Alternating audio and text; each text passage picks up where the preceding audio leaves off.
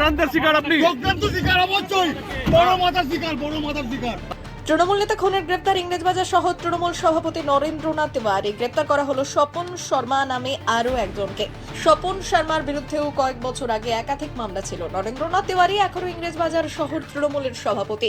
স্বপন শর্মার বাড়ি মালদা শহরের পিরোজপুর এলাকায়। প্রসঙ্গত গতকাল নাম না করে নিজের দলের নেতাদের দিকেই আঙুল তুলেছিলেন প্রয়াত দুলাল সরকারের স্ত্রী।